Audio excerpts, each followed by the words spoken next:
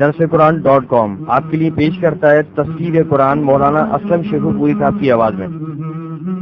اور اللہ کہتا ہے یاد کرنے کے لیے آسان، پڑھنے کے لیے آسان اور سمجھنے کے لیے آسان۔ اس کے علاوہ اس مقبول ویب سائٹ پر آپ سنیے معروف عالم دین کے اصلاحی بیانات۔ تو اسلام کا نظریہ یہ ہے انا للہ و انا الیہ راجعون۔ حمد و نعت، بچوں کے لیے اصلاحی کہانیاں اور بہت کچھ۔ محمد کا روضہ قریب آ رہا ہے، بلندی میں اپنا نصیب آ رہا ہے۔ www.darsuquran.com۔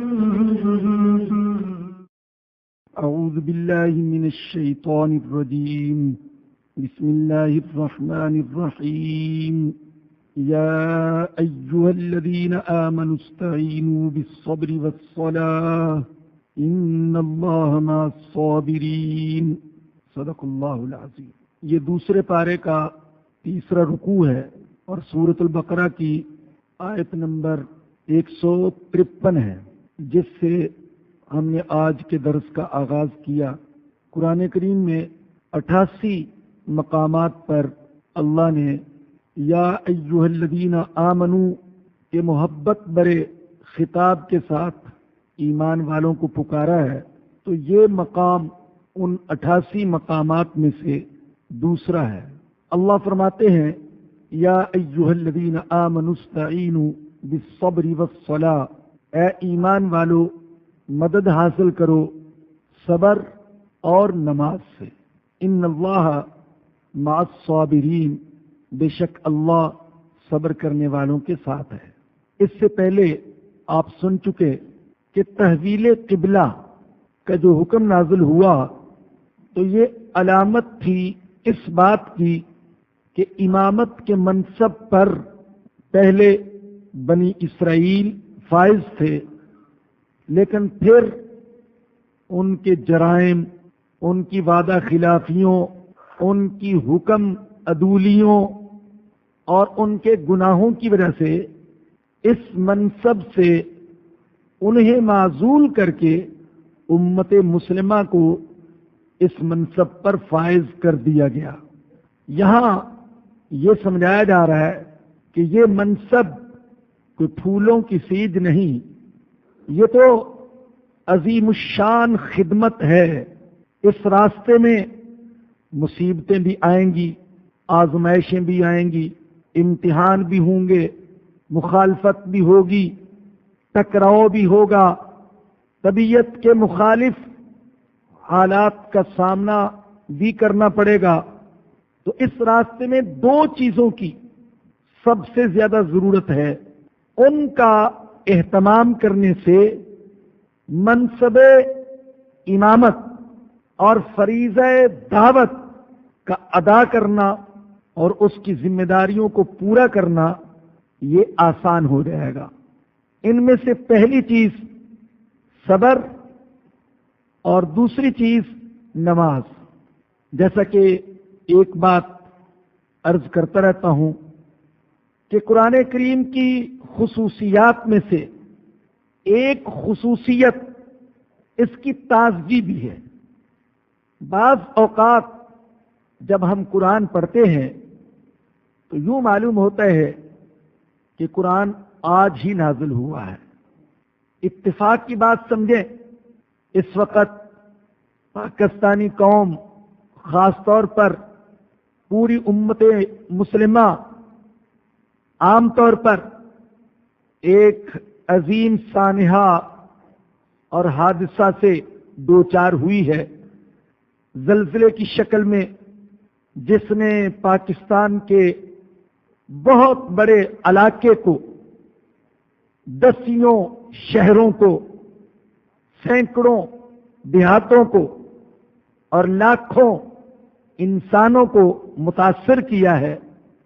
اور آج کی نشست میں ترتیب سے جو ہمارا درس چل رہا ہے تو اسی ترتیب کے مطابق آج جن آیات کا درس دیا جا رہا ہے، میں جب مطالعہ کر رہا تھا تو یوں معلوم ہو رہا تھا کہ یہ آیات آج ہی نازل ہوئی ہیں اور اللہ آج ہمیں فرما رہے ہیں یا ایھا الذین آمنوا استعینوا بالصبر والصلاۃ ان اللہ مع الصابرین، اے ایمان والو، اے میری محبت کے دعوے کرنے والو، اے میری ذات و صفات پر ایمان رکھنے والو، اے سب سے کٹ کر مجھ سے جڑ جانے والو، اے ہر قسم کے شرک سے بیزاری کا اظہار کرنے والو،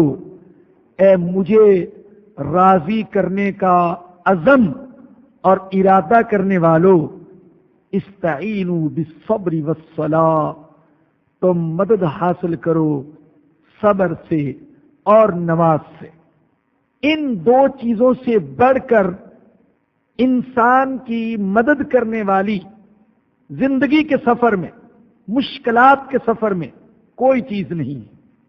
مگر یہ بات سمجھ لیں کہ صبر کے بارے میں ہمارے ہاں کچھ اس قسم کا تصور پایا جاتا ہے، یا یہ خیال ذہن میں بٹھا دیا گیا کہ صبر بزدلی کا نام ہے، صبر کمزوری کا نام ہے، صبر بے بسی کا نام ہے، صبر بے چارگی کا نام ہے، اور صبر بے عملی کا نام ہے۔ کچھ نہ کرو بھائی، صبر کرو۔ گویا کہ صبر تو وہ لوگ کرتے ہیں جو بہت کمزور ہوتے ہیں، جو بزدل ہوتے ہیں، جن کا کوئی چارہ نہیں چلتا، جو کچھ نہیں کر سکتے، وسائل و اسباب اور تعلقات ان کا ساتھ نہیں دیتے تو وہ مجبور ہو کر صبر کر لیتے ہیں۔ یہ صبر کا تصور اور مفہوم ہمارے ذہنوں میں بٹھا دیا گیا ہے، لیکن یاد رکھیے کہ اللہ نے ہمیں جس صبر کا حکم دیا ہے وہ صبر یہ نہیں ہے جو ہمارے ذہنوں میں بیٹھا ہوا ہے، بلکہ وہ صبر تو بڑی طاقت کا نام ہے، بڑی قوت کا نام ہے۔ وہ صبر بے چارے نہیں کرتے، با چارہ کرتے ہیں۔ وہ صبر بے بس نہیں کرتے، بس والے کرتے ہیں۔ وہ صبر کمزور نہیں کرتے، وہ صبر قوت اور طاقت والے لوگ کرتے ہیں۔ صبر کرنا بڑے حوصلے اور بڑے دل گردے کا کام ہے۔ کمزور آدمی صبر نہیں کر سکتا۔ جس صبر کی تلقین اللہ نے ہمیں کی ہے، صبر کے مفہوم میں سب سے پہلی بات جو شامل ہے وہ یہ کہ کوشش کرتے رہو مگر جلد بازی نہ کرو، مناسب حالات کا انتظار کرو، جیسا کہ نبی اکرم صلی اللہ علیہ وسلم نے اپنے صحابہ کو صبر کرنے کا حکم دیا۔ ارے کام میں لگے رہو، دین کی دعوت دیتے رہو، اللہ کی عبادت کرتے رہو، راتوں کو اٹھ کر مانگتے رہو، دین کی اشاعت میں مال جان لگاتے رہو، لیکن مایوس نہ ہو جاؤ، مناسب وقت کا انتظار کرو، نتیجہ تمہارے سامنے آ کر رہے گا۔ حضرت خباب بن ارت رضی اللہ تعالی عنہ ان مظلوم صحابہ میں سے ہیں جو مکہ کے درندوں کے ظلم و ستم کا بہت زیادہ شکار ہوئے، یہاں تک کہ انہیں دہکتے ہوئے انگاروں پر لٹا دیا گیا۔ ایک دفعہ سیدنا عمر فاروق رضی اللہ تعالیٰ عنہ نے ان کی کمر دیکھی، ٹیڑھی میڑھی سی کمر، جلی ہوئی اوپر نیچے، تو پوچھا اے خباب، ایسی کمر تو میں نے کسی کی نہیں دیکھی، یہ کیسے ہوا؟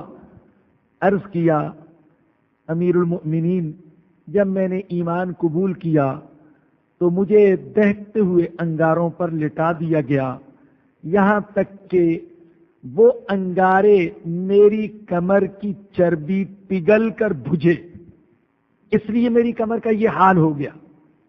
تو حضرت خباب بن ارت رضی اللہ تعالیٰ عنہ ایک دن بڑے دکھی دل کے ساتھ حضور اکرم صلی اللہ علیہ وسلم کی خدمت اقدس میں حاضر ہوئے۔ آپ کعبے کے ساتھ ٹیک لگا کر بیٹھے ہوئے تھے۔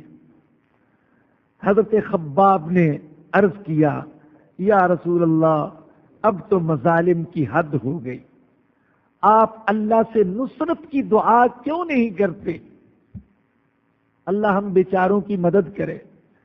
حضور اکرم صلی اللہ علیہ وسلم ٹیک ہٹا کر سیدھے ہو کر بیٹھ گئے اور آپ نے فرمایا، دیکھو تم سے پہلے ایمان والوں پر ایسا دور بھی گزرا ہے کہ ان میں سے کسی ایک کو ایمان قبول کرنے کی وجہ سے گڑھا کھود کر اس میں کھڑا کر دیا جاتا تاکہ وہ ہل جل نہ سکے، پھر آرا لایا جاتا، اس کے سر پر آرا رکھ کر جسم کو ٹکڑے کر دیا جاتا، لوہے کی کنگیاں لائی جاتی اور جسم سے گوشت کو لوچ لیا جاتا۔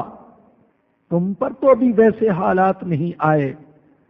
اور آپ نے فرمایا کہ اللہ کی قسم، اللہ اس دین کو غالب کرے گا اور امن کی یہ حالت ہوگی کہ ایک سوار صنعاء سے حضرموت تک سفر کرے گا مگر اسے اللہ کے سوا کسی کا ڈر نہیں ہوگا، نہ ابو جہل کا ڈر ہوگا، نہ ابو لہب کا ڈر ہوگا۔ اور آپ نے فرمایا ایسا وقت آئے گا کہ بھیڑیے بھیڑوں کی حفاظت کریں گے، لیکن تم جلد بازی کرتے ہو، جلد بازی نہ کرو، صبر کرو۔ یہ جو آپ نے فرمایا کہ صبر کرو، تو یہ کیا تھا؟ کوشش کرتے رہو، محنت میں لگے رہو، ایمان پر ڈٹے رہو اور مناسب وقت کا انتظار کرتے رہو۔ خوشی کا، ایمان کا، کامیابی کا، توحید کا سورج پوری چمک دمک سے طلوع ہو کر رہے گا۔ یہی بات اللہ نے اپنے نبی کو کہی۔ صحابہ پریشان ہو جاتے تھے تو حضور تسلی دیتے تھے، اور حضور اکرم صلی اللہ علیہ وسلم کبھی دل شکستہ ہو جاتے تو اللہ تسلی دیتا تھا۔ اللہ اکبر! اللہ کا تسلی دینے کا بھی انداز کتنا پیارا۔ یا ایھا المزمل، اے چادر اوڑھ لینے والے، قم اللیل، یا ایھا المدثر قم فانذر، اے چادر اوڑھ لینے والے کھڑے ہو جائیے۔ آپ لیٹ گئے تو پھر کھڑا کون ہوگا؟ آپ اٹھیے، کھڑے ہو جائیے، ڈرائیے، سمجھائیے لوگوں کو، وربک فکبر، اور اپنے رب کی تکبیر بیان کیجیے۔ کبھی یاسین کہا جاتا، کبھی تاسین کہا جاتا، کہیں یا ایھا الرسول کہا جاتا، کہیں یا ایھا النبی کہا جاتا، تسلی دی جاتی۔ ایک مقام پر فرمایا سورہ طور میں، وَاصْبِرْ لِحُکْمِ رَبِّکَ، آپ اپنے رب کے حکم پر صبر کیجئے، فَإِنَّكَ بِأَعْيُنِنَا، آپ ہماری نظروں میں ہیں۔ کیا محبت کا انداز ہے! اللہ کہہ رہے میری نظروں میں ہے آپ۔ یوں تو ساری کائنات اللہ کی نظر میں ہے، کیڑے مکوڑے، حیوان، جمادات، درخت، پتے، نباتات، ایک ایک چیز، ہمارے جیسے گنہگار، سب اللہ کی نظر میں۔ لیکن اللہ جو اپنے محبوب سے فرما رہے ہیں فَإِنَّكَ بِأَعْيُنِنَا، تو مطلب یہ تھا کہ آپ پر تو ہماری خاص نظر ہے، آپ کیوں گھبراتے ہیں؟ وَاصْبِرْ لِحُکْمِ رَبِّكَ فَإِنَّكَ بِأَعْيُنِنَا وَسَبِّحْ بِحَمْدِ رَبِّكَ حِينَ تَقُومُ وَمِنَ اللَّيْلِ فَسَبِّحْهُ وَإِدْبَارَ النُّجُومِ، آپ میری تسبیح، عبادت اور میرے حکموں کی تعمیل میں لگے رہیے، صبر کیجئے. تو یہاں صبر کا کیا مفہوم تھا؟ محنت کرتے رہیں، جو آپ کے بس میں ہے وہ کرتے رہیں اور مناسب وقت کا انتظار کریں. فاصبر ان العاقبۃ للمتقین، آپ صبر کیجئے، انجام متقین کا ہوگا. فی الوقت فاسقین کا غلبہ ہے، کافرین کا غلبہ ہے، منافقین کا غلبہ ہے، لیکن میں اللہ بتا رہا ہوں کہ آخری غلبہ آپ کا ہوگا. صبر کے مفہوم میں یہ بات بھی ہے کہ انسان مشکلات میں بے قرار نہ ہو جائے، حد سے نہ بڑھ جائے. جیسے حضرت ایوب علیہ السلام نے صبر کیا. بہت بڑا حادثہ ہے، بہت بڑا سانحہ ہے جو پیش آیا ہمیں زلزلے کی شکل میں. اور ہم جو آپ کو صبر کی تلقین کرتے ہیں تو یہ مت سمجھیے کہ ہم کوئی بڑے بے حس لوگ ہیں، ہمیں اس دکھ درد کا احساس نہیں. الحمدللہ میں سمجھتا ہوں کہ جب سے یہ حادثہ پیش آیا ہے کوئی دن ایسا نہیں گزرا ہوگا جب یہ آنکھیں تر نہیں ہوئی ہوں گی. الحمدللہ کوئی دن ایسا نہیں ہوگا جب میں تنہائی میں نہیں تڑپا ہوں گا اور اپنی بے بسی اور بے چارگی کا احساس اس اعتبار سے نہ ہوا ہوگا کہ اے اللہ میرے بس میں کچھ اور ہوتا، میں کچھ اور کرتا، کچھ اور کرتا.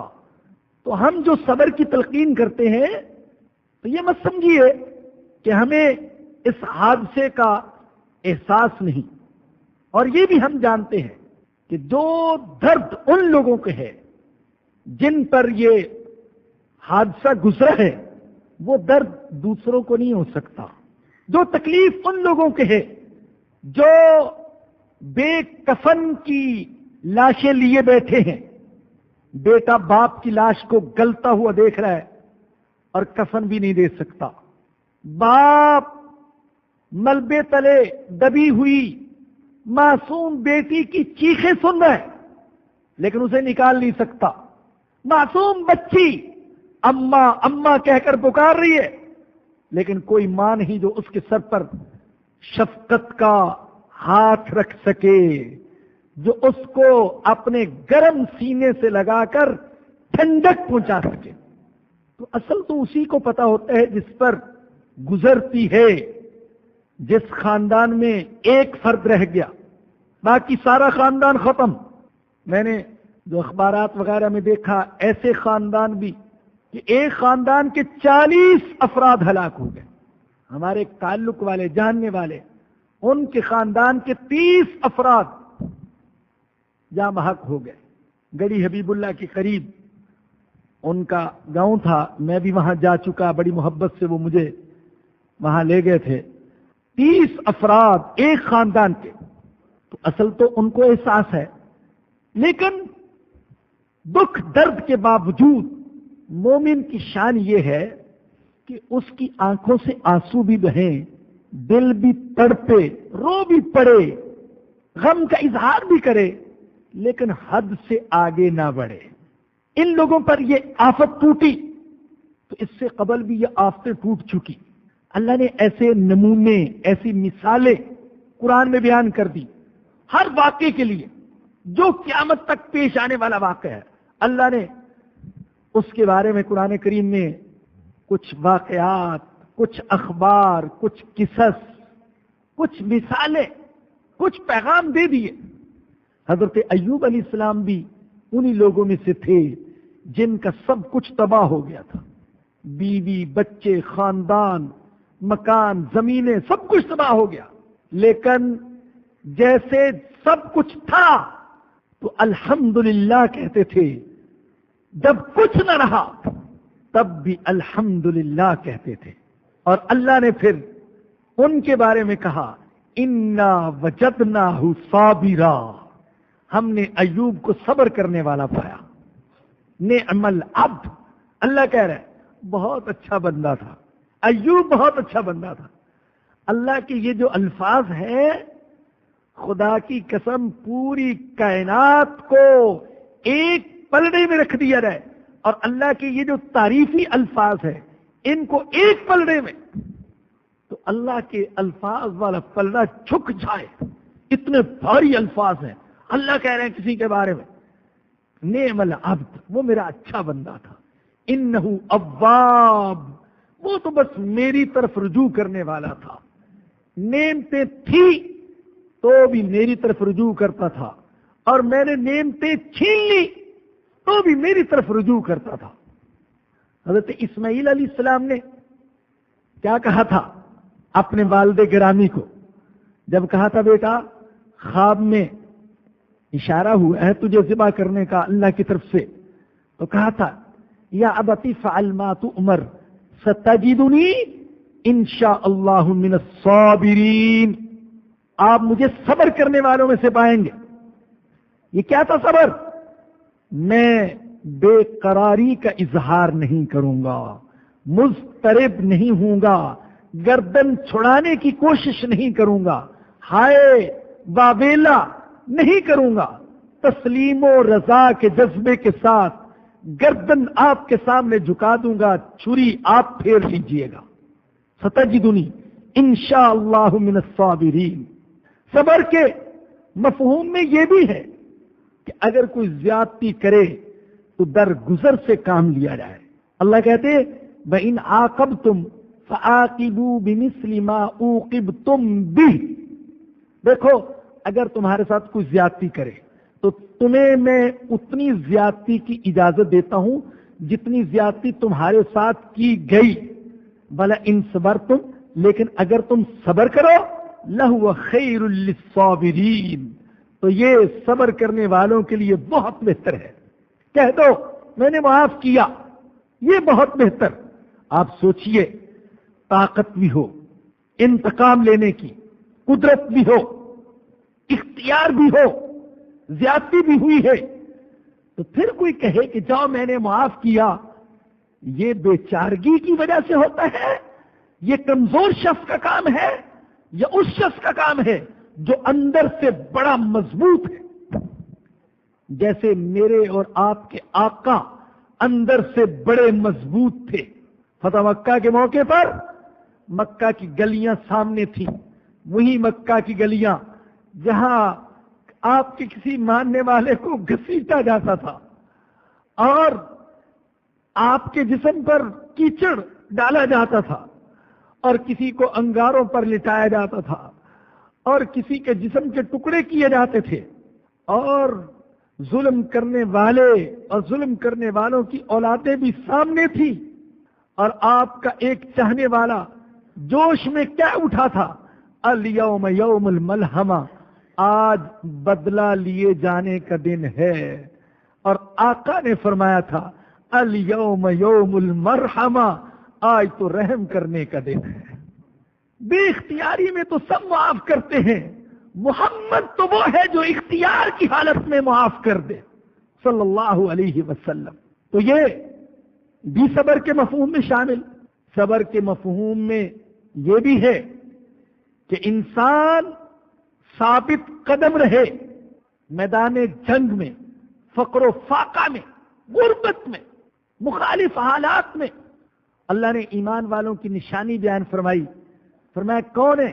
آگے آ رہا ہے والصابرین فی البأساء والضراء، جو فقر و فاقہ میں، تکلیف میں، وحین البأس، اور جنگ کے وقت میں جب گولیاں چل رہی ہوں، گردنیں کٹ رہی ہوں، ثابت قدم رہتے ہیں، وہ ہیں ایمان والے. ثابت قدمی بھی اس کے مفہوم میں شامل. اور اختصار کے ساتھ عرض کروں تو اہل علم نے صبر کی 3 قسمیں بیان کی ہیں. میں اس طرح بیان کرتا ہوں کہ آپ کے لیے یاد رکھنا بھی آسان ہو. صبر عن الشیء، صبر علی الشیء، صبر فی الشیء، گناہوں سے اپنے آپ کو روک لینا یہ بھی صبر، عبادت اور اطاعت کے راستے پر زندگی بھر جمے رہنا یہ بھی صبر، مصیبت اور پریشانی میں حد سے آگے نہ بڑھنا یہ بھی صبر. اور اللہ نے صبر والوں کی بڑی تعریفیں بیان کی ہیں. انما یوفی الصابرون اجرہم بغیر حساب، صبر کرنے والوں کو ان کا اجر دے دیا جائے گا بغیر حساب کے. کتنا بڑا اجر ہے. ایک حدیث میں آتا ہے سرور دو عالم صلی اللہ علیہ وسلم نے فرمایا کہ جب کسی کے بچے کا انتقال ہوتا ہے اور ظاہر ہے کہ اسرائیل نے اس کی جو روح نکالی وہ اللہ کے حکم سے نکالی. اللہ جانتا ہے کہ اس کے بچے کی روح نکال لی گئی، اس کے حکم سے نکالی گئی، لیکن اس کے باوجود اللہ فرشتے سے پوچھتے ہیں ارے تم نے میرے بندے کے بچے کی روح قبض کر لی، اس کے دل کے ٹکڑے کو، اس کے دل کی راحت اور سکون کو تم نے چھین لیا. فرشتے کہتے ہیں ہاں اللہ ایسے ہی کیا. اللہ پوچھتے ہیں جب تم نے ایسا کیا تو میرے بندے نے کیا کہا؟ فرشتے عرض کرتے ہیں اے اللہ جیسے تو نے اس کو بچہ عطا کیا تھا تو اس نے کہا تھا الحمدللہ، تو نے لے لیا تو بھی وہ یہی کہہ رہا تھا الحمدللہ، میں اللہ کے فیصلے پر راضی ہوں.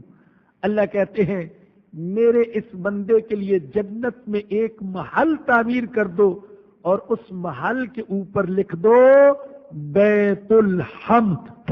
اس محل کا نام ہی بیت الحمد رکھ دیا جاتا ہے.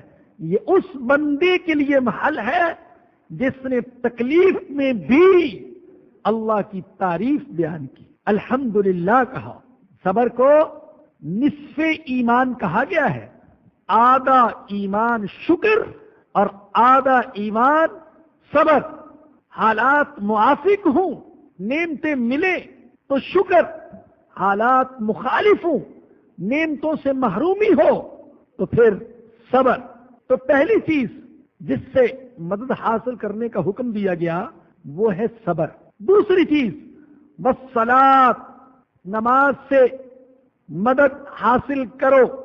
نماز روحانی طاقت کا سرچشمہ ہے. نماز ایک پل ہے جو فانی کو باقی سے ملاتا ہے، جو بندے کو اللہ سے ملاتا ہے. نماز مومن کی معراج ہے. حضور اکرم صلی اللہ علیہ وسلم کو تو معراج آسمانوں پر لے جا کر عطا کی گئی. ہماری حیثیت تو یہ نہیں ہے، لیکن ہم اپنی حیثیت کے مطابق مقام معراج حاصل کر سکتے ہیں. اور وہ کیا کہ اپنے سر کو اللہ کے سامنے جھکا دیا جائے.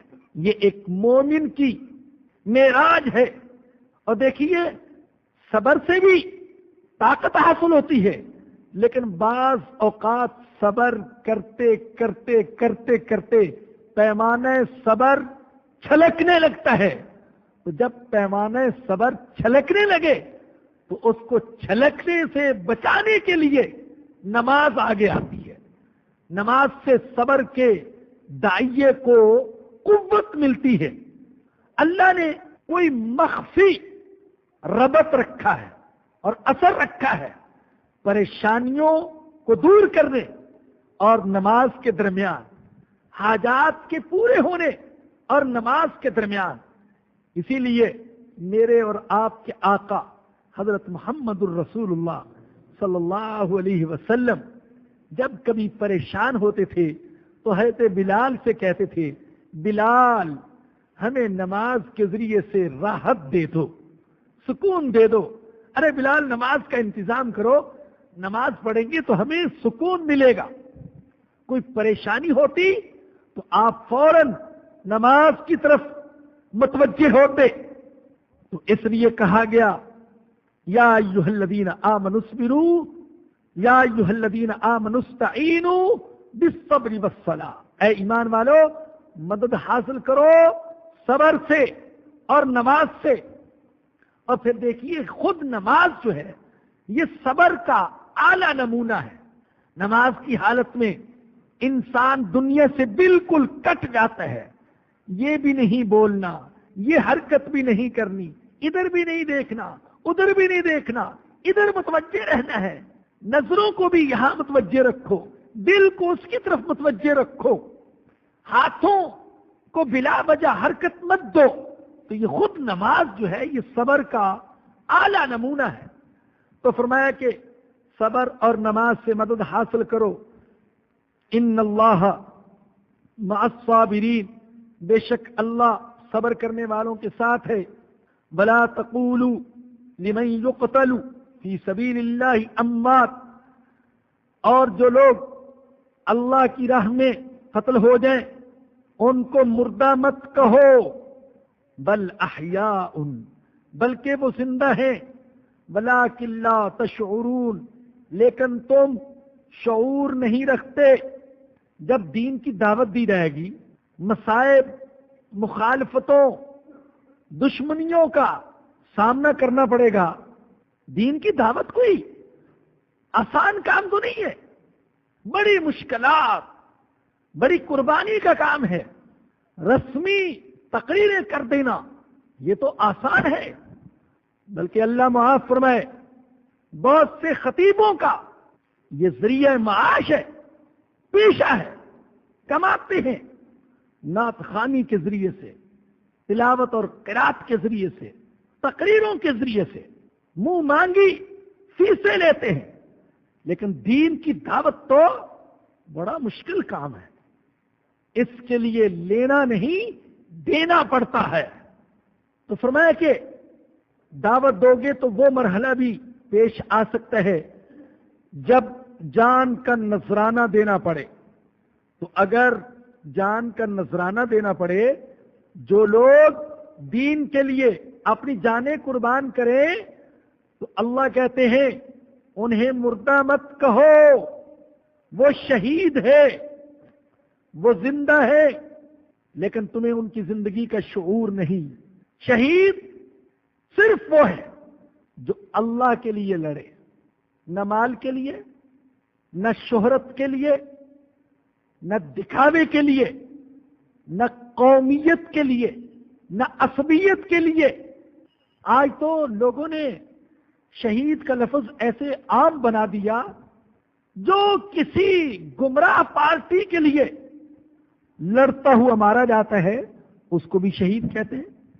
اور بعض لوگوں نے تقسیم کر رکھی ہے، سرخ شہید، سبز شہید، کہتے ہیں شہیدوں کو سرخ سلام، یہ بھی ایک قسم ہے، سرخوں کا ان کو سلام ہوتا ہے۔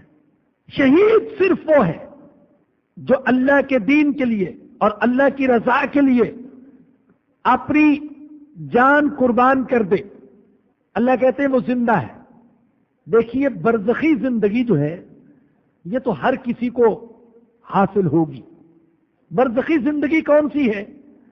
یہ دنیا کی زندگی اور آخرت کی زندگی کے درمیان کی زندگی جو ہے اس کو کہتے ہیں برزخی زندگی۔ وہ تو ہر کسی کو حاصل ہے، لیکن شہید کے اندر زندگی کے آثار زیادہ قوی اور زیادہ نمایاں ہوں گے۔ صحیح مسلم کی روایت ہے، ہمارے آقا نے فرمایا کہ شہداء کی روحیں سبز پرندوں کی شکل میں پھرتی ہیں، پھر عرش کے نیچے جو قندیلیں معلق ہیں ان میں جا کر بسیرا کر لیتی ہیں۔ اب وہ سبز پرندوں کی شکل میں کیسے پھرتی ہیں، وہ قندیلوں میں کیسے بسیرا کرتی ہیں، یہ عالم آخرت کی باتیں ہیں، ہماری سمجھ میں نہیں آتی۔ ہم اتنا کہہ سکتے ہیں کہ انہیں عام لوگوں سے زیادہ قوی اور مضبوط زندگی وہ حاصل ہوتی ہے۔ اور شہید کو زندہ اس لیے بھی کہا گیا کہ شہید کی موت سے نظریے کو تقویت ملتی ہے۔ شہید کی جو موت ہے وہ قوم کی حیات ہے۔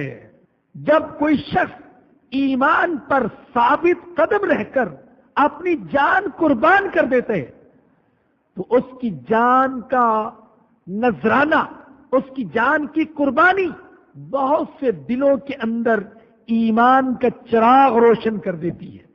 نبی اکرم صلی اللہ علیہ وسلم نے ایک بچے کا قصہ بیان کیا، بہت سے حضرات نے پڑھا اور سنا ہوگا، میں اختصار کے ساتھ عرض کر رہا ہوں۔ اس نے ایمان قبول کیا، والسماء ذات البروج والیوم الموعود، اس سورہ میں آپ کو بتایا بھی جا چکا۔ ایمان قبول کیا، دھمکیاں دی گئی، لیکن وہ ایمان چھوڑنے کے لیے تیار نہ ہوا. اس کو قتل کرنے کے لیے مختلف تدبیریں اختیار کی گئی لیکن ہر تدبیر ناکام ہو گئی. آخر میں اس بچے نے کہا کہ میں تمہیں تدبیر بتلاتا ہوں، شہر کے سارے لوگوں کو جمع کرو، اللہ کا نام لے کر تیر مجھ پر چلا دو. یہ ان لوگوں سے کہہ رہے جو اللہ کو مانتے ہی نہیں تھے لیکن اس کے وجود سے جان چھڑانا چاہتے تھے. کہا میرے اللہ کا نام لے کر مجھ پر تیر چلا دو، بس میں مر جاؤں گا، شہید ہو جاؤں گا، تمہاری جان چھوٹ جائے گی. انہوں نے ایسا ہی کیا، سارے شہر کے لوگوں کو جمع کیا، بچے کو سامنے کھڑا کیا گیا اور وہی جو خدا کا منکر تھا اس نے اللہ کا نام لے کر اس پر جو تیر چلایا تو بچہ شہید ہو گیا. لیکن اس کے شہید ہونے سے کیا ہوا؟ جتنا مجمع جمع تھا سب نے ایمان قبول کر لیا. شہید کی جو موت ہے وہ قوم کی حیات ہے، شہید کی قربانی وہ نظریے کو طاقت بخشتی ہے. ارے کوئی چیز تو ہے کہ یہ لوگ پٹتے ہیں، مار کھاتے ہیں، تڑپتے ہیں، روتے ہیں، چیختے چلاتے ہیں، جان دے دیتے ہیں لیکن ایمان نہیں چھوڑتے. حضرت عمر بھی تو اسی لیے ایمان قبول کیا تھا، بہن کو دیکھا تھا، مارا پیٹا، خون بہا دیا. بہن نے کہہ دیا عمر جو چاہتے ہو کر لو، ایمان نہیں چھوڑوں گی. مصر کے جادوگر انہوں نے کیا کہا تھا؟ جو چاہے کر لو اے فرعون، ایمان نہیں چھوڑ سکتے. اور کہا جاتا ہے کہ جادوگروں کو بھی جب فرعون نے پھانسی دی تو بہت سے لوگوں نے ایمان قبول کر لیا. تو اللہ بھی فرماتے ہیں وَلَا تَقُولُوا لِمَنْ يُقْتَلُ فِي سَبِيلِ اللَّهِ أَمْوَاتٌ، اور جو اللہ کی راہ میں قتل ہو جائیں ان کو مردہ مت کہو، بل احیاء، بلکہ وہ زندہ ہیں، ولیکن لا تشعرون، لیکن تم شعور نہیں رکھتے. وَلَنَبْلُوَنَّكُمْ بِشَيْءٍ مِّنَ الْخَوْفِ وَالْجُوعِ، جو میں عرض کر رہا تھا قرآن تازہ کلام ہے.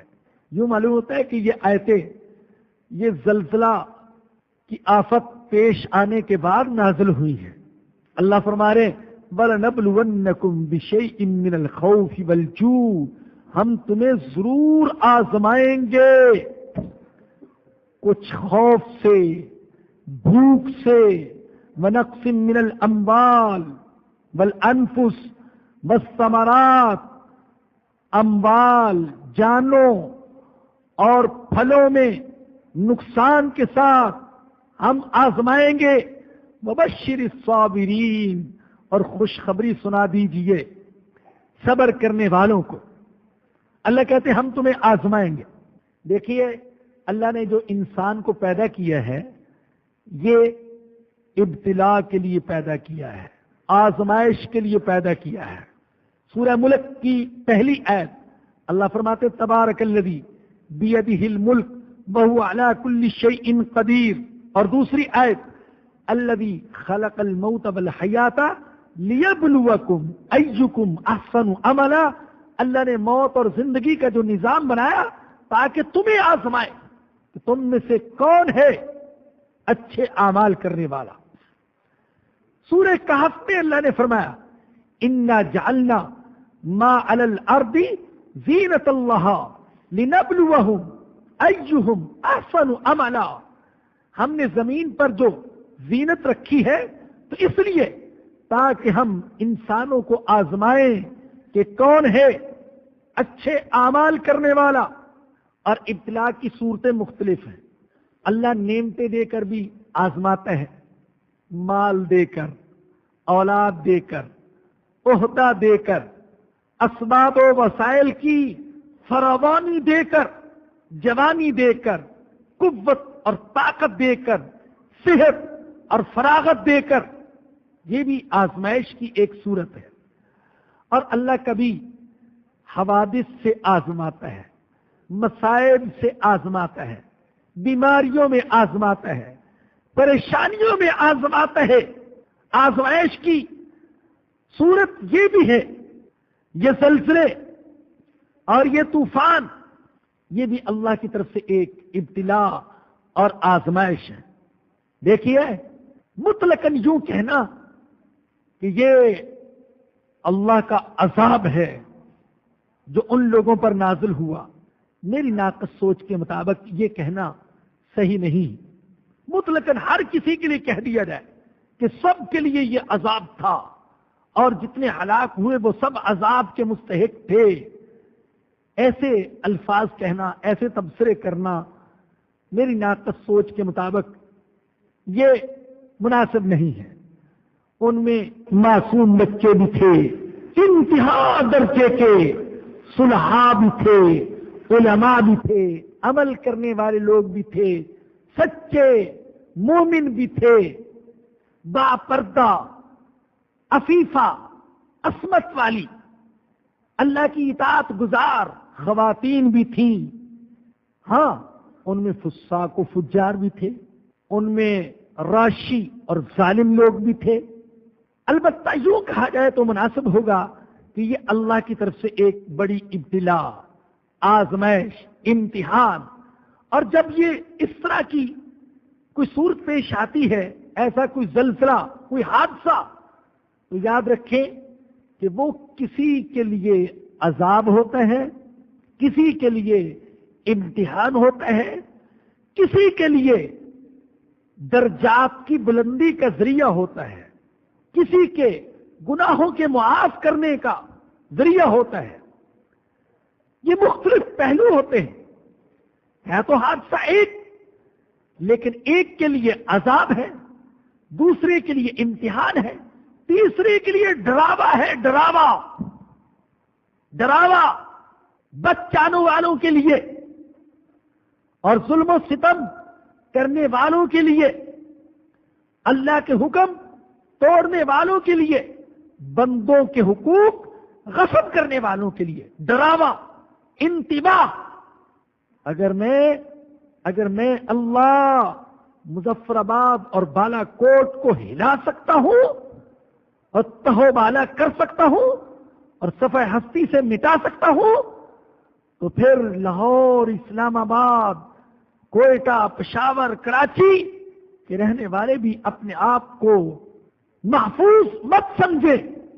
اور آپ جانتے ہیں کہ جھٹکے تو یہاں بھی محسوس ہو رہے ہیں، ہلایا تو یہاں بھی جا رہا ہے، جھنجھوڑا جا رہا ہے، ارے باز آ جاؤ، باز آ جاؤ، میری نافرمانی سے باز آ جاؤ، میرے حکموں کو توڑنے سے باز آ جاؤ، میرے دین کا مذاق اڑانے سے باز آ جاؤ، میرے بندوں پر ظلم کے پہاڑ توڑنے سے باز آ جاؤ، رشوت کو ایک کلچر کی حیثیت دینے والوں باز آ جاؤ، گندگی کو، عریانیت کو، فحاشی کو ثقافت کا لبادہ پہنانے والے ہو، باز آ جاؤ، باز آ جاؤ، ڈرایا جا رہا ہے۔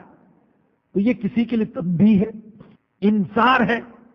جب اس قسم کا کوئی حادثہ پیش آئے، چاہے انفرادی سطح پر، چاہے اجتماعی سطح پر، انفرادی طور پر بھی تو ہماری زندگی میں زلزلے آتے رہتے ہیں، بہت سے واقعات پیش آتے ہیں، ہم ہل کر رہ جاتے ہیں، ہمارا خاندان ہل کر رہ جاتا ہے۔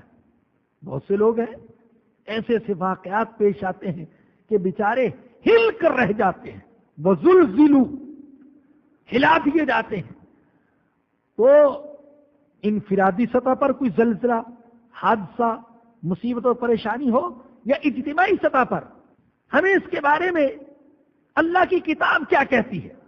اللہ کی کتاب کہتی ہے کہ پہلا کام تو مومن کو یہ کرنا چاہیے کہ وہ یقین و رضا کی صفات کو مضبوط کرے اپنے اندر۔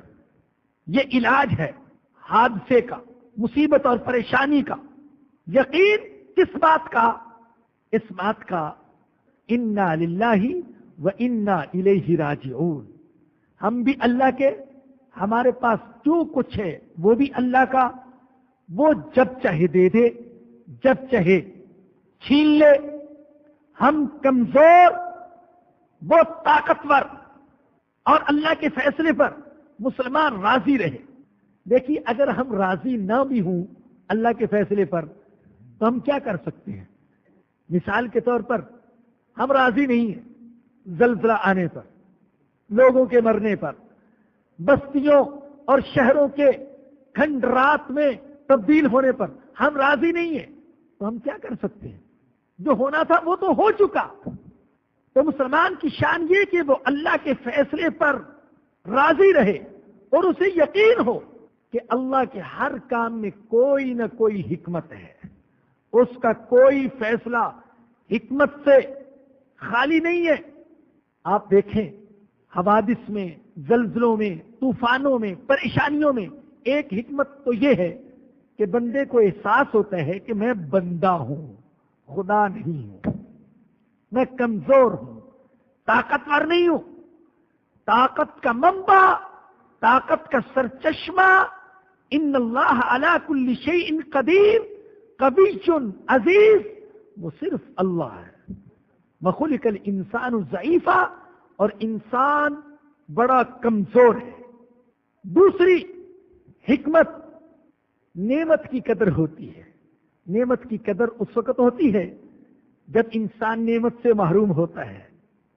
کہ آج ہمیں مکان کی نعمت کی قدر نہیں ہو رہی، جب ہم سن رہے اللہ اکبر 8-10 دن ہو رہے زلزلہ پیش آئے ہوئے، نواں دن ہے آج، تب سے اب تک ہمارے بہت سے مسلمان بھائی بہنیں، معصوم بچے، زخمی بیمار لوگ کھلے آسمان تلے ننگے فرش پر بیٹھے ہوئے، اور اوپر سے برف باری بھی ہو رہی ہے۔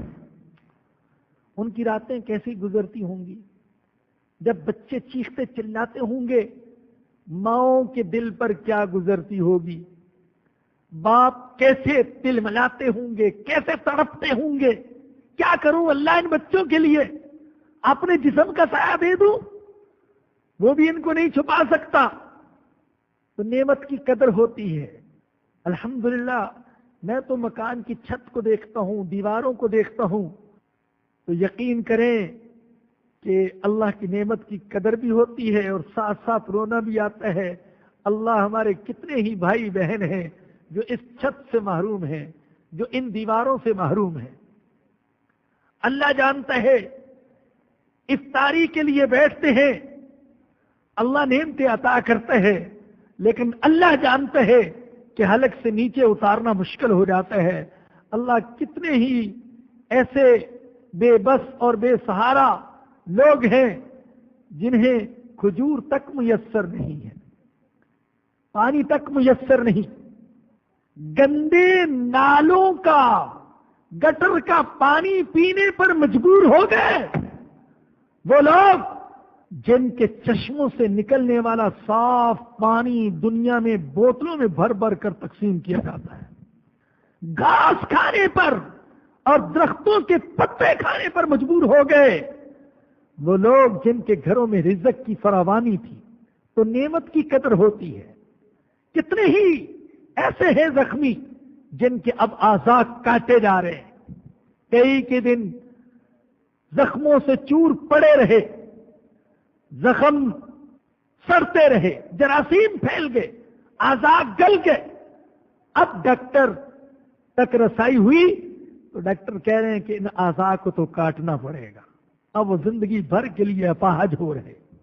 تو نعمت کی قدر ہوتی ہے۔ ایک مومن سوچے تو پھر نعمت کی قدر، اللہ نہ کرے یہ مصیبت ہم پر آ جائے، اللہ نہ کرے، اللہ 1000 بار نہ کرے یہ مصیبت ہم پر آ جائے، تو ہمیں قدر نہیں ہوگی کہ یہ مکان تھا میرے پاس، آج نہیں ہے، میرے دسترخوان پر سب کچھ تھا، آج نہیں ہے، ٹانگیں تھی، ہاتھ تھے، آج نہیں ہے، قدر نہیں ہوگی۔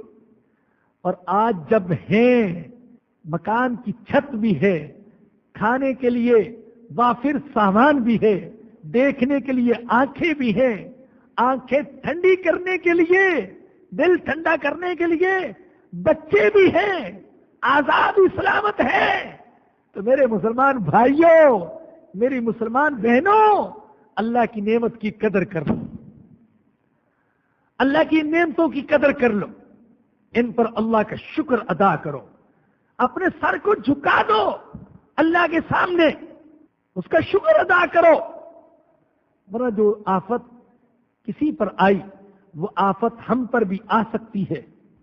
اور تیسری حکمت ان مصائب اور حوادث میں وہ یہ کہ کچھ لوگوں پر تو مصیبت آتی ہے اور کچھ لوگ مصیبت والوں پر رحم کرتے ہیں، رحم کرنے والوں کو رحم کرنے کی وجہ سے نوازا جاتا ہے۔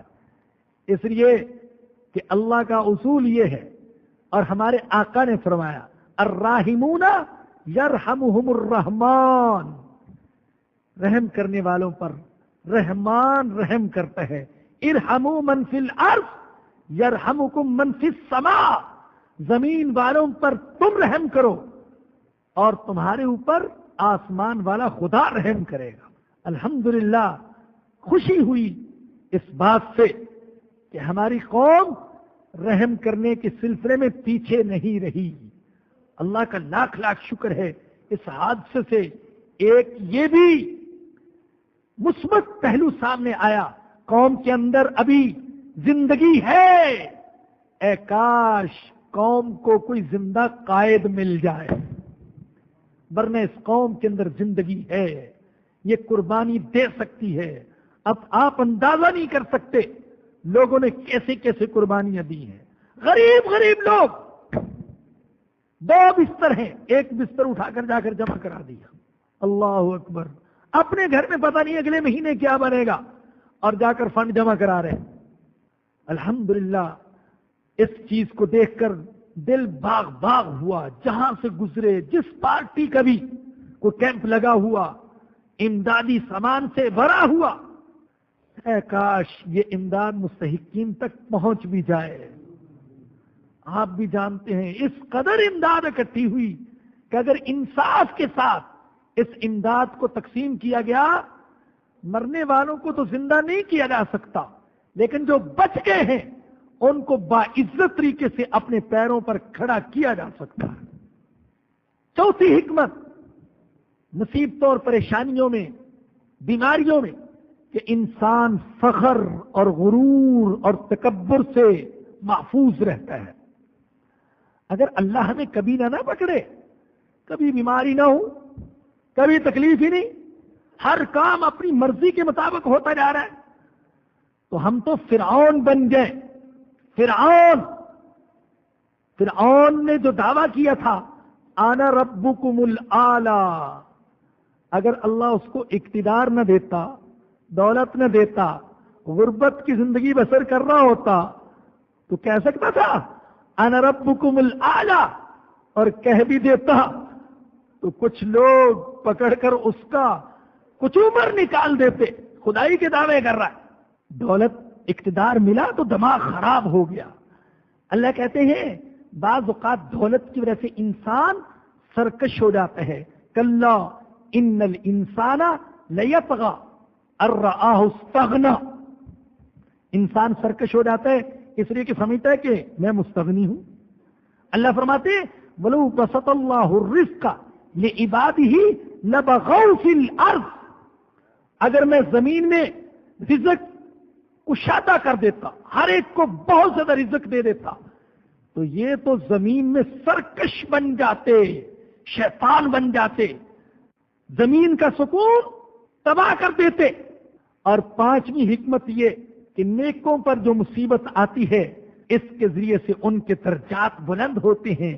جیسے میں نے پہلے بھی عرض کیا، یہ مت سوچیں کہ مصیبت صرف بروں پر آتی ہے اور جس پر مصیبت آئی تو لازماً وہ برائی ہی ہے اس لیے مصیبت آئی، یہ سوچ غلط ہے بھائی۔ آج کل بڑی بحث ہو رہی ہے اخبارات میں، یہ بعض کہہ رہے ہیں یہ عذاب ہے، بعض کہہ رہے ہیں عذاب نہیں، یہ تو سائنس سے غفلت برتنے کا نتیجہ ہے۔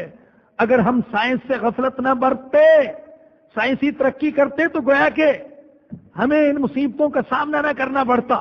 ان کا ایسے لوگوں کی کہنے کا مطلب یہ ہے کہ فرعون غرق نہ ہوتا اگر سائنسی ترقی کر لیتا، نوح علیہ السلام کی قوم سیلاب میں تباہ نہ ہوتی اگر وہ سائنسی ترقی کرتی، قوم عاد، قوم سمود اور قوم شعیب علیہ السلام، قوم لوط پر عذاب نہ آتا، وہ چیخ سے، چنگاڑ سے، زلزلے سے، آگ کے برسنے سے، ہوا کے چلنے سے ہلاک نہ ہوتے اگر وہ سائنسی ترقی کر لیتے۔ یہ سوچ غلط ہے، یہ قرآن کے مطابق نہیں ہے۔ البتہ یہ بات تسلیم کرنی چاہیے کہ مصیبت آنے کا یہ لازمی نتیجہ نہیں کہ ہم کہہ دیں کہ جس پر مصیبت آئی ہے وہ گنہگار ہی ہے، نیک پر کوئی مصیبت نہیں آ سکتی۔ ارے میرے آقا سے بڑا نیک کون ہو سکتا ہے صلی اللہ علیہ وسلم، آپ کے قدموں کی دھول پر ہماری عبادتیں قربان ہوں۔ لیکن میرے آقا پر کتنی مصیبتیں آئیں، مکہ میں کیسا ستایا گیا، نماز تک پڑھنے نہیں دی جاتی تھی، پھر مکہ سے نکلنے پر مجبور کیا گیا، احد میں دندان مبارک شہید ہوئے، ساتھی شہید ہوئے، خندق کے موقع پر ایسا فقر و فاقہ کہ پیٹ پر پتھر باندھنے پڑے، دنیا سے جا رہے تھے تو زرا ایک یہودی کے پاس گروی تھی، اس لیے کہ اس سے تھوڑا سا غلہ لے رکھا تھا، بڑی تکلیفیں، بڑی مصیبتیں اور پریشانیاں۔ لہذا یہ کہنا کہ جو نیک ہوگا وہ زخمی نہیں ہوگا، اس کے مکان کی چھت کبھی نہیں گرے گی، اسے کاروبار میں کبھی نقصان نہیں ہوگا، وہ کبھی بیمار نہیں ہوگا، یہ تو حقائق کے خلاف ہے بھائی۔ کیا نیک لوگوں کے کاروبار میں نقصان نہیں ہوتا، ان پر تکلیفیں نہیں آتی؟ بلکہ میرے آقا نے تو فرمایا اشد البلاء الانبیاء، سب سے سخت امتحان انبیاء کا ہوتا ہے، پھر جو انبیاء کے جتنا قریب اس کا سخت امتحان۔ تو بھائی پہلا کام مصیبت اور پریشانی میں جو کرنے کا ہے وہ ہے یقین اور رضا، اپنی کمزوری کا یقین، اللہ کی طاقت کا یقین اور اللہ کے فیصلے پر راضی رہنے کی کیفیت۔ دوسرا کام جو کرنے کا ہے وہ ہے محاسبہ، کہ ہم اپنا محاسبہ کریں کہ کہیں یہ مصیبت ہمارے گناہوں کا نتیجہ تو نہیں ہے، اس لیے کہ اللہ سورہ شورى میں فرماتے ہیں وما اصابکم من مصیبت فبما کسبت ایدیکم ویعفو عن کثیر، تم پر جو مصیبت آتی ہے تو تمہاری اپنی کرتوتوں کی وجہ سے، اور بہت سے گناہوں کو تو اللہ معاف فرما دیتے ہیں۔ یہ موقع ہے کہ ہم میں سے ہر شخص اپنا محاسبہ کرے۔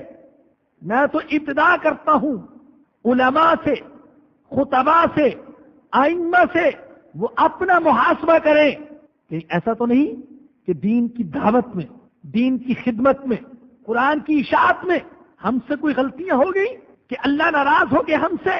مجاہدین اپنا محاسبہ کریں، ایسا تو نہیں کہ جہاد کے نام پر کچھ اور کیا گیا، نفس کی آمیزش ہو گئی۔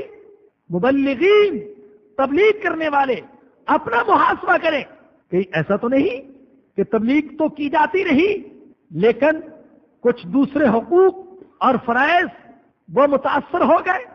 سیاسی جماعتیں اپنا محاسبہ کریں، کہیں ایسا تو نہیں کہ سیاست کے نام پر ضمیر فروشی، وطن فروشی ہوتی رہی۔ لیڈر اپنا محاسبہ کریں، کیا واقعی انہوں نے قوم کی صحیح انداز میں قیادت کی ہے؟ حکمران اپنا محاسبہ کریں۔ واللہ میرا تو دل کہتے ہیں یہ اوپر سے گناہ چلتے ہیں نیچے تک آتے ہیں، اوپر سے گناہوں کے حوض ہیں، وہ نیچے تک عوام میں نالیوں کی صورت میں پھیل جاتے ہیں۔ ظلم و ستم کا سلسلہ اوپر سے چلتا ہے، نیچے تک پھیل جاتا ہے۔ جب چھوٹے دیکھتے ہیں بڑے سب ظلم میں لگے ہوئے، وہ بھی اپنے طور پر ظلم کی صورتیں اختیار کر لیتے ہیں۔ حکمران اپنا محاسبہ کریں، کتنا ظلم کیا، کتنی لوٹ کھسوٹ کی اور قوم کے خزانے کو کتنا نقصان پہنچایا۔ تاجر اپنا محاسبہ کریں، تجارت میں کتنا سچ بولا، کتنا جھوٹ بولا، کتنی خیانت کی، کتنی ملاوٹ کی، کتنا دھوکہ دیا۔ تو بھائی محاسبہ یہ دوسرا کام ہے کرنے کا، مصیبت اور پریشانی کے وقت۔ ایک تیسرا کام ہے وہ انشاءاللہ اگلے درس میں بیان ہوگا۔ خیال تھا کہ آج شاید موضوع مکمل ہو جائے، لیکن اللہ پاک کی طرف سے کچھ ایسی صورت بن گئی، باوجود ہے کہ گلا بھی صحیح نہیں تھا لیکن اللہ نے توفیق دے دی، تو یہ مضمون اس میں پورا نہیں ہو سکا۔ انشاءاللہ اس مضمون کو اگلے درس میں پورا کیا جائے گا۔ اللہ ہم سب کو دین کی، قرآن کی سمجھ عطا فرمائے۔ وآخر دعوانا الحمدللہ رب العالمین۔ درس قرآن کے پروگراموں میں شرکت کرنے والی ایک خاتون کی درخواست، فرماتی ہے موجودہ حالات جو کہ مسلمانوں پر عموماً دنیا بھر میں اور خصوصاً پاکستان میں ہے کہ رمضان مبارک میں FM 91 پر جو جمعہ اور اتوار کو درس کے پروگرام نشر ہو رہے ہیں، میری یہ تمام خواتین اور حضرات سے جو قرآن سے محبت رکھتے ہیں درخواست ہے کہ ایک مسلمان ہونے کے ناطے ہم پر فرض ہے کہ ہم اپنی رائے کا اظہار کریں۔ ان خاتون کا کہنے کا مطلب یہ ہے کہ جو درس ہو رہے ہیں یہ ریڈیو پر، آپ کو جیسے بتایا تھا کہ FM 91 پر جمعے کے دن 3 بجے میرا درس ہوتا ہے اور اتوار کے دن 6:45 بجے حضرت مولانا طارق جمیل صاحب کا درس ہو رہا ہے۔ تو اس میں ایک درخواست تو یہ بھی ہے کہ اس کو سننے کا اہتمام کریں، بلکہ جمعے کے دن تو ایسا وقت ہوتا ہے کہ آپ اپنی مارکیٹ میں، دکان میں اونچی آواز میں اس کو لگا بھی سکتے ہیں تاکہ سارے لوگ اس سے مستفید ہوں۔ اور دوسرا یہ کہ یہ جو ریڈیو سے نشر ہو رہا ہے تو اس پر اپنی رائے کا اظہار کیے رہے ہیں، ان کو فون کیے رہے ہیں کہ خدا را یہ سلسلہ درس قرآن کا مسلسل چلتا رہے۔ ہو سکتا ہے کہ آپ کی رائے کی وجہ سے وہ اس پر مجبور ہو جائیں، وگرنہ تو آپ جانتے ہیں کہ میڈیا کے ذریعے سے فسق و فجور کی دعوت دی جا رہی ہے، اصلاح کی، فلاح کی، نیکی کی، قرآن کی دعوت نہیں دی جا رہی۔ تو آپ حضرات اس پروگرام کو سننے کے بعد ٹیلی فون کے ذریعے سے اور خط کے ذریعے سے اپنی رائے کا اظہار کریں تاکہ وہ اس پروگرام کو مسلسل وہ چلاتے رہیں۔ فرماتے ہیں کہ رمضان مبارک میں قرآن کے پیغام کو پھیلانے کے لیے دوسری CD مفت لی جا سکتے ہیں، اس کے علاوہ کیسٹ بھی رعایتی قیمت پر موجود ہیں۔ فرماتے ہیں کہ ہمارے پروگرام میں جو مہمان آئے اور انہیں قرات اور نعت وغیرہ پڑھی، اب سب ایک کیسٹ میں دستیاب ہے، یہ اسٹال پر لیے جا سکتے ہیں۔ الحمدللہ رب العالمین والصلاة والسلام علی سید الانبیاء والمرسلین الحمدللہ الذی ہدانا لہذا وما كنا لنہتدی لولا ان ہدانا اللہ الحمدللہ حمدا کثیرا طیبا مبارکا فیہ ربنا ظلمنا انفسنا وان لم تغفر لنا وترحمنا لنکونن من الخاسرین ربنا لا تؤاخذنا ان نسینا او اخطأنا ربنا ولا تحمل علينا إصرا كما حملته على الذين من قبلنا ربنا ولا تحملنا ما لا طاقة لنا به ربنا ولا تحملنا ما لا طاقة لنا به ربنا ولا تحملنا ما لا طاقة لنا به واعف عنا واغفر لنا وارحمنا أنت مولانا فانصرنا على القوم الكافرين۔ اللہ ہم بہت کمزور ہیں، اللہ تو طاقت والا ہے، اللہ ہمارے ساتھ کمزوروں والا معاملہ فرما، اللہ ہم پر رحم فرما، اللہ کرم فرما، اللہ معاف فرما دے۔ اللہ یہ معاف کرنے کا مہینہ ہے، یا رب ہمیں معاف فرما دے۔ یا اللہ اس میں شک نہیں، ہم نے گناہوں میں کسی حد کو نہیں دیکھا، نہ دن کو دیکھا نہ رات کو دیکھا۔ اللہ تیرے حکموں کو توڑتے رہے، تیرے نبی کی سنتوں کو چھوڑتے رہے۔ اللہ اب ہم شرمندہ ہیں، معافی کے طلبگار ہیں، اللہ تو معاف فرما دے، اللہ تو ہمیں معاف فرما دے۔ اللہ ہم پر ہماری طاقت سے زیادہ بوجھ نہ ڈال، اللہ ہماری طاقت سے زیادہ ہم پر بوجھ نہ ڈال، اللہ ہم بہت کمزور ہیں۔ اللہ امت مسلمہ ہر طرح کے حوادث کا شکار ہے، مصائب کا شکار ہے، اللہ مظالم کا شکار ہے۔ یا اللہ تو امت مسلمہ کے حال پر رحم فرما، اللہ تو امت مسلمہ کو اچھی قیادت نصیب فرما، اللہ اچھے لیڈر نصیب فرما، اللہ تو ہم سب کی حفاظت فرما، فتنوں سے، شیطان سے، چوروں سے، ڈاکوؤں سے، حاسدوں سے، دشمنوں سے، دہشت گردوں سے، کافروں سے، اے اللہ دین کے دشمنوں سے، اے اللہ ہمارے اپنے نفس سے ہماری حفاظت فرما، اللہ تو حفاظت فرما، اپنے فضل و کرم سے حفاظت فرما۔ اللہ یہ مغفرت کا مہینہ ہے، برکت والا مہینہ ہے، رحمت والا مہینہ ہے، یا ذا الجلال والاکرام یا ارحم الراحمین، تو ہمیں اپنی رحمت سے محروم نہ فرمانا۔ اللہ ہماری عبادت، ہمارے اعمال ضائع ہونے سے بچا لے، اللہ تو قبول فرما لے، ہماری نمازوں کو، روزوں کو، صدقہ خیرات کو، ذکر و دعا کو، تلاوت کو، یا اللہ قبول فرما لے، اللہ تو قبول فرما لے، اللہ تو قبول فرما لے، اللہ ضائع ہونے سے بچا لے، یا رب العالمین یا ارحم الراحمین۔ زلزلہ میں جتنے بھی مسلمان شہید ہوئے، اللہ ان کی مغفرت فرما دے، اپنے فضل و کرم سے مغفرت فرما دے، ان کے گناہوں کو معاف فرما دے اور نیکیوں کو قبول فرما لے۔ یا اللہ جو زخمی ہیں ان کو صحت عطا فرما دے، یا اللہ جو زندہ بچ گئے ان کو صبر جمیل کی توفیق عطا فرما، اور ہم سب کو ان کے ساتھ دل کھول کر تعاون کی توفیق عطا فرما۔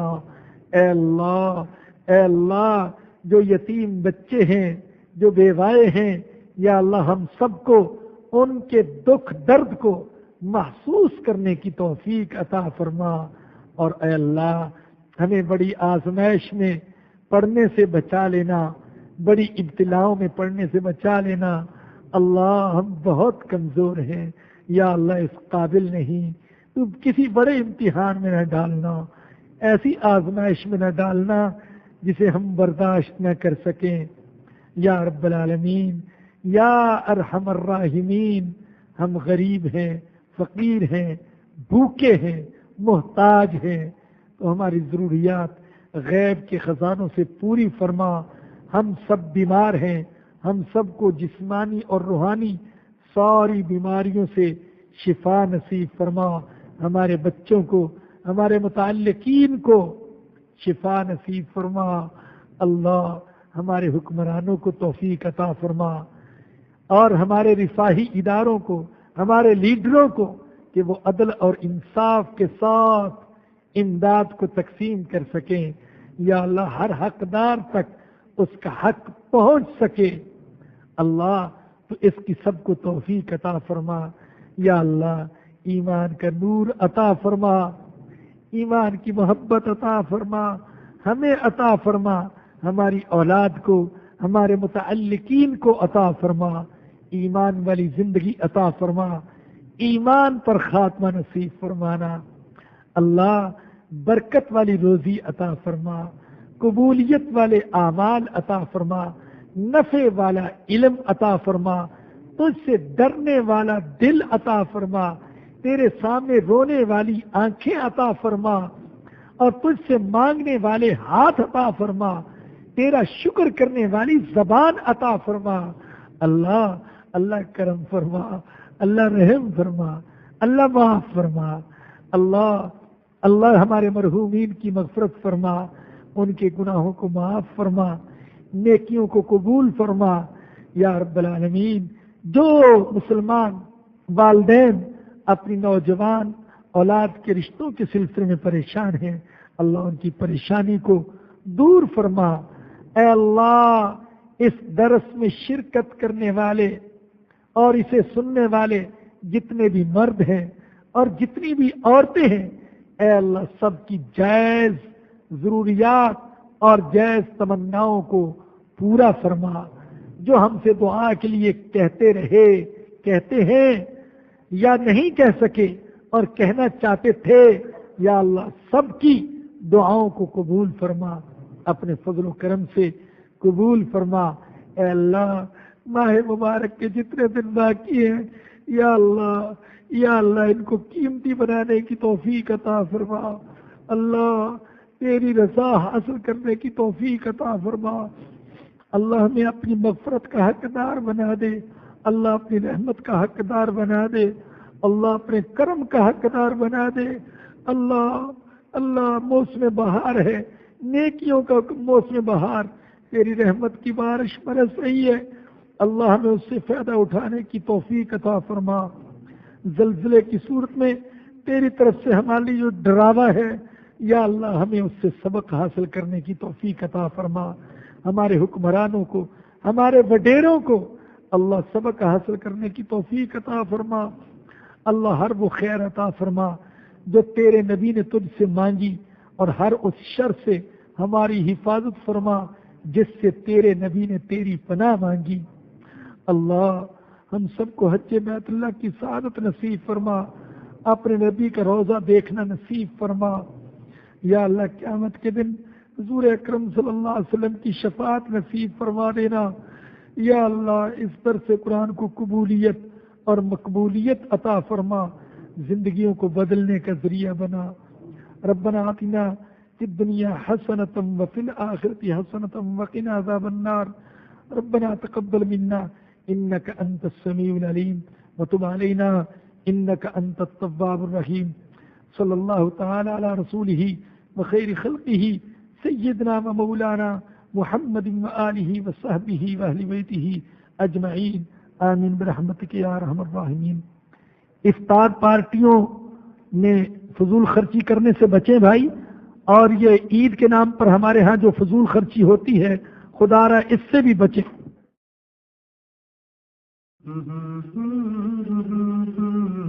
درسقرآن.com آپ کے لیے پیش کرتا ہے تفسیر قرآن مولانا اسلم شیخو پوری صاحب کی آواز میں۔ اور اللہ کہتا ہے یاد کرنے کے لیے آسان، پڑھنے کے لیے آسان، اور سمجھنے کے لیے آسان۔ اس کے علاوہ اس مقبول ویب سائٹ پر آپ سنیے معروف عالم دین کے اصلاحی بیانات۔ تو اسلام کا نظریہ یہ ہے انا للہ و انا الیہ راجعون۔ حمد و نعت، بچوں کے لیے اصلاحی کہانیاں اور بہت کچھ۔ محمد کا روضہ قریب آ رہا ہے، بلندی میں اپنا نصیب آ رہا ہے۔ www.درسقرآن.com